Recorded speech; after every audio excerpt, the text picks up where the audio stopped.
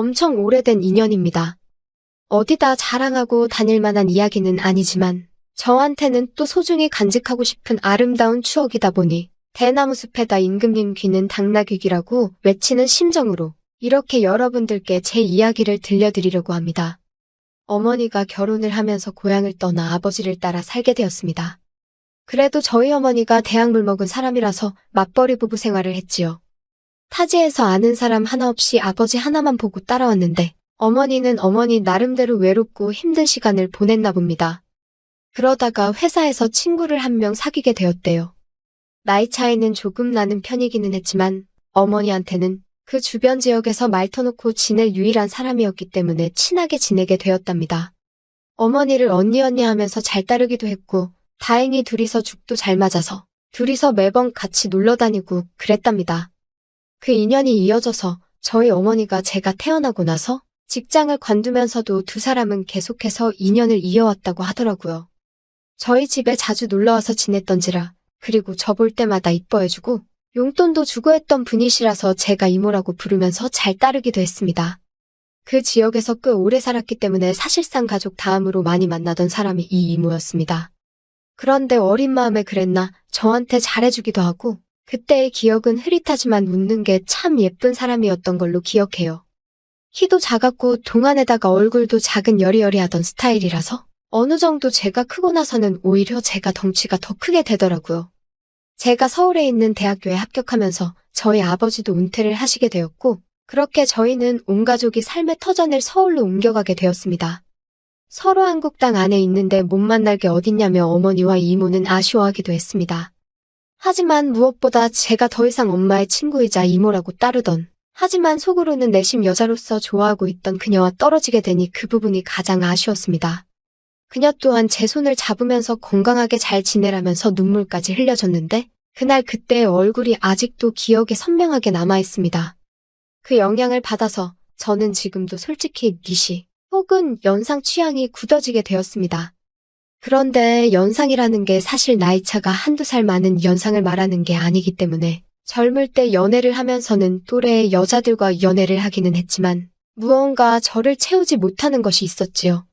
아무튼 속으로 아쉬움은 많았지만 제 취향을 들킬 수 없어서 사실 그때는 주변 친구들도 여자 그룹 가수 누구, 드라마에 나오는 주연금 누구, 주인공 동생으로 나오는 누구 하면서 다들 연하나 동갑내기 여자들에게만 관심이 있다 보니 저는 선뜻 여자 주인공보다 여자 주인공 엄마로 나오는 사람이 더 예쁘지 않냐 하는 이야기를 꺼내기가 힘들었지요. 그래서 저도 남들하고 똑같이 나이 비슷한 직장인 여자친구를 만나게 되었습니다. 대학교 졸업할 때까지는 솔직히 별로 관심도 없었어서 연애를 하지 못했는데 오히려 그런 걸 보고 주변에서 오해들 하고 그러니 어쩔 수 없이 시작한 연애였어요. 그래도 첫 연애라고 내심 많이 좋아하기도 했고 마음도 많이 썼습니다. 하지만 최선을 다하긴 했지만 역시 중요한 순간에 커지질 않으니 한참 때인 나이인데도 두 사람의 연애 관계가 더 발전을 할 수는 없었지요. 그래도 그때 여자친구가 저를 많이 위해주고 기다려주고 어떻게는 일으켜보려고 이것저것 노력도 많이 했습니다. 도무지 그 여자친구한테 나는 나보다 나이가 많은 사람이 아니면 안 될 것 같다는 말을 꺼낼 수가 없었지요. 그 여자친구가 나쁘다고 생각하진 않습니다. 그녀도 사람인데 당연히 답답하고 힘들었겠지요. 결국 그녀는 저를 두고 다른 남자를 만나더라고요. 그런데 그 과정이 저에게는 그 사실을 숨기고 양다리를 걸치고 있던 거였어요. 그래서 그때 마음의 상처가 엄청나긴 했습니다. 저를 위해 그만큼 희생해준 좋은 사람이었던 여자친구가 나를 두고 어떻게 양다리를 걸칠 수가 있나 하는 배신감이 더 컸지요. 게다가 이러나 저러나 어쨌든 첫 여자친구였기에 여자친구의 바람에 저는 시리에 빠지게 되었고 그때 카카오톡도 연락처도 핸드폰에 있던 모든 걸 지워버리고 한동안 방황을 하게 되었습니다. 그렇게 허송세월을 보내다가 시간이 지나니까 해결이 되더라고요. 그리고 나서 다시 백업해둔 연락처를 정리하면서 카카오톡도 설치하고 정상적인 삶으로 되돌아갈 준비를 하고 있었습니다. 마지막 백업을 해둔 게 너무 오래전이었어서 그동안의 친구 목록이 다 사라져 있었지요. 그런데 제 눈에 띄는 번호가 하나 있었으니 제가 대학 오면서 헤어지게 되었던 저에겐 첫사랑이나 마찬가지였던 이모의 번호였습니다. 10년 동안 같은 번호를 쓰고 있던 건지 카카오톡에 자동으로 친구 등록이 되면서 오랜만에 이모의 사진을 볼 수 있었습니다. 작은 핸드폰 화면에 작은 사진으로 보니 괜히 떨리더라고요. 그래서 이모의 사진을 터치해서 확대를 했습니다. 여전히 작고 아담한 체구도 그대로였고 얼굴살이 조금 더 빠졌을 뿐 저를 설레게 했던 미소는 여전하더라고요. 어디 아는 사람들하고 산에라도 놀러 갔던 건지 등산로에서 찍은 사진을 보니 오랜만에 마음이 설레이기 시작했습니다. 그때부터 그녀가 어떻게 지내나 궁금하더라고요. 그런데 상태창을 보니까 메모 남겨놓듯이 해놓는 프로필 상태 메시지에 아무것도 필요 없어라고 약간 냉소적인 구절을 상태 메시지로 남겨놨더라고요. 그리고 프로필 사진으로 되어 있는데 그게 올려보면 옛날에 해놓은 과거 사진들도 다 볼 수 있었거든요. 그런데 사진이 하나도 남아있지 않는 겁니다. 지금 프로필로 되어 있는 사진을 제외하면 말이죠. 그때 직감적으로 이모에게 무슨 일이 있는 건가 하는 생각이 들었습니다. 제가 여자친구한테 받은 상실감 때문이었을까요? 아니면 그 여자친구와 그렇게 노력을 하며 오랫동안 사랑을 나누는데도 한 번을 재구실을 못했던 게 사실은 마음속에 오래전부터 그녀를 품고 있었기 때문이었을까요? 무작정 짐 싸들고 이모가 살고 있는 예전 그 동네로 향했습니다. 하도 오랫동안 이어온 인연이다 보니 어디 사는지도 다 알고 있었는데 이모 집에 찾아가니 모르는 사람이 나오더라고요. 10년, 이모와 떨어져 지낸 시간이 10년이고 강산이 변한다는 세월이긴 하지만 체감상 그렇게 오랜 시간이 지난 것 같지 않은데 집부터 바뀌어 있으니 당황스러웠습니다. 그녀가 보고 싶어 찾아간 동네였으니 그녀를 찾아 햄을 봐야 단도직입적으로 그녀에게 대놓고 연락을 해봐야겠다는 생각이 들었지요. 멀리 떨어져도 얼굴 못 보고 지낼 일이 있냐고 했었지만 정말 거짓말같이 매일매일 만나던 이모였는데 이사 가자마자 10년 동안 그냥 아예 남이 되어버렸었거든요. 내 번호가 저장이나 되어 있으려나 사실 큰 기대를 하지 않았는데 이모는 전화를 받자마자 제 이름을 불러주더라고요. 이렇게 반갑게 맞이해줄 거면 왜 지난 10년 동안 모르는 사람처럼 지내왔는지 제가 얼마나 이모를 보고 싶었는지 몰랐나 싶기도 하더라고요. 이모와 저는 오랜만이라며 엄마는 어떻게 지내니? 학교는 졸업 잘했니? 회사는 다니니? 등등 별 시덥잖은 안부를 물으며 한참 동안 대화를 나눴습니다. 그러다가 이모도 제가 갑자기 연락을 한 이유가 궁금해졌는지 오랜만인 건 좋은데 무슨 일 있는 거냐고 왜 연락을 했냐고 물어오더군요. 그래서 솔직하게 이모 카카톡에 있는 사진과 프로필 메시지 보고 이모한테 무슨 일이 있는가 싶어서 저도 모르게 연락을 하게 되었다고 했습니다. 그러니 이모가 제 말을 듣고는 뭔가 쓸쓸하게 웃으면서 별일 없다고 하더라고요. 그래서 저는 이모한테 실은 이모한테 무슨 일이 있는 줄 알고 지금 이 동네까지 내려와 있다. 이모 집까지 찾아가 봤는데 모르는 사람이 살고 있더라 하는 이야기를 꺼냈습니다. 그러니 이모가 조금 놀란 눈치더라고요. 사실 카카오톡 상태 메시지만 보고 누가 이렇게 멀리서부터 찾아오는 일은 거의 없는 일이잖아요. 오겠다고 대화를 했던 것도 아니고 심지어 제가 제 또래의 여자한테 이렇게 했으면 이모도 이해나 할 만한 상황이겠지만 다른 사람도 아니고 저와 이모의 나이차와 사이였으니 말입니다. 밖에서 한 1시간 정도를 기다렸나 이모가 헐레벌떡 제가 있는 곳까지 나오더라고요. 그래도 그 와중에 제 마음을 눈치라도 챈 것인지 화장도 싹 하고 머리도 다듬어져 있는 게 조금 멋을 내고 나왔다는 생각이 들었습니다.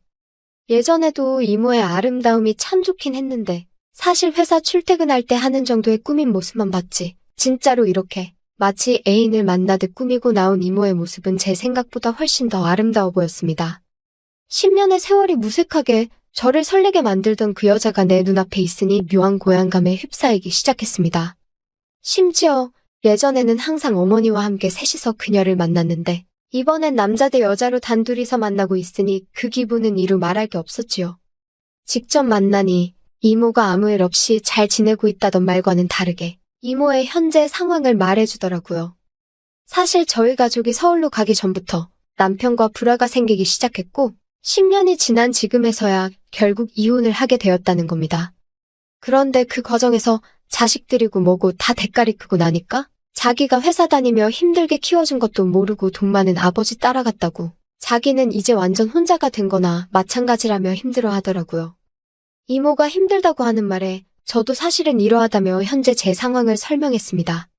저 또한 큰 시리에 빠져있는 상황이라 이모가 보고 싶어 여기까지 내려왔다는 그 명분을 설명하고 있던 것 같았습니다.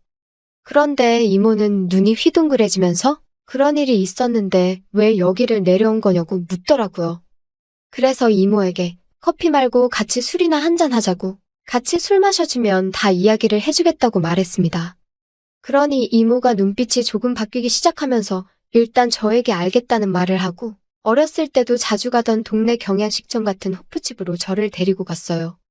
여기가 음식도 맛이 좋긴 하지만 일단 옛날식 경양식집이라서 자리도 벽으로 닭 한마다 나누어져 있고 조용히 단둘이 이야기 나누기에는 이곳만큼 좋은 곳이 없었거든요. 그때 저도 솔직히 이모가 조금씩 저에게 마음을 활짝 열고 있다는 생각이 들기도 했습니다. 이모가 저랑 첫 잔을 짠을 했더니 벌써 술을 같이 마실 정도로 큰 줄은 몰랐다고, 시간이 참 빠르다더니 하면서 두 사람 사이에 묘해지는 분위기를 환기시키려고 애써 노력하는 게 보이더라고요.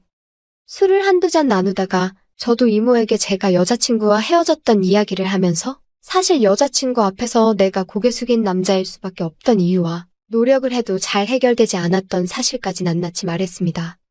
그리고 그 문제의 중심에는 항상 다른 사람도 아니고 이모가 있었다고요.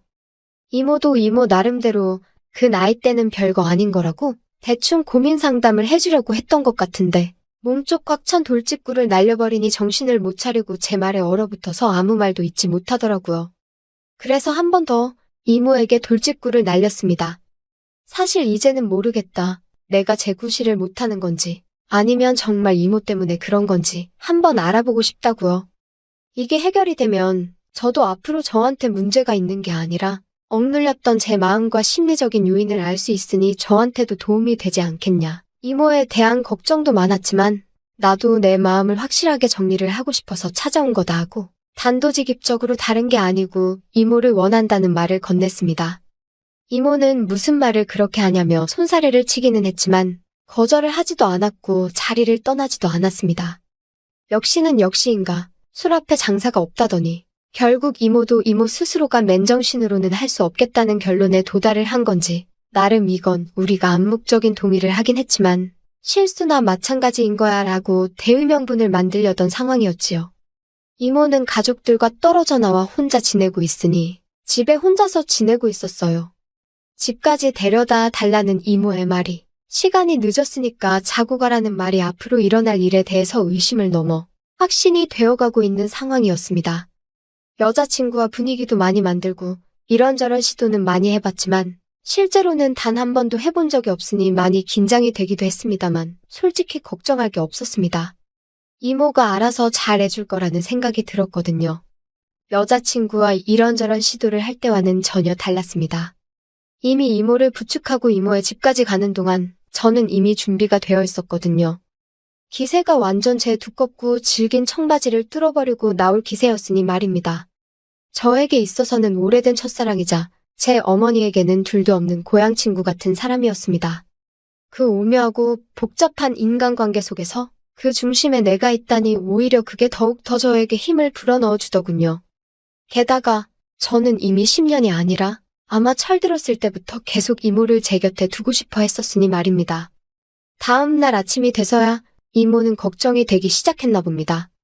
실수라고 하기에는 이미 서로가 의도한 대로 되었다는 걸 알고 있기에 후회해도 이미 때는 늦은 상황이었으니 말입니다. 저도 직장인이기에 결국 주말을 보내고 나서 서울로 돌아가야 했습니다만 그녀의 올가미에 꽉 물린 듯 했습니다. 그녀도 은퇴를 한 상황인데 굳이 뭐하러 제가 매주 말마다 지방까지 내려와야 하는지 싶어서 아예 그녀에게 생활 정리하고 서울로 올라오라고 제안을 했지요. 그녀는 저한테 버림받을까 두려움이 있었는지 주저하더라고요. 그래서 제가 그녀에게 다시 확신을 줬습니다. 당신은 내가 10년이 넘는 세월 만에 겨우 내 것으로 쟁취한 사람이라고. 이제는 절대 놓치지 않을 거라고요. 제가 어머니한테 결혼하고 싶은 여자가 있다 하여 그 자리에 이모를 데리고 나갔을 때 어머니는 뒷목을 잡고 쓰러질 뻔했습니다. 어차피 저는 취직 후에는 집에서 나와 혼자 살고 있었는데 집에서는 허락받지 못한 만남이기에 결국 이모와 둘이 살림을 합쳐서 지내게 되었지요. 언젠가는 부모님도 저와 이모의 사이를 인정해줄 그날이 올 거라고 믿어 의심치 않습니다. 그때까지는 좀 오랜 시간이 걸리겠지만 지금은 최선을 다해서 지금의 만족스러운 삶을 유지해보려고 합니다. 오늘의 사연은 여기까지네요. 긴 사연 끝까지 들어주셔서 감사합니다. 구독과 좋아요 잊지 말아주세요.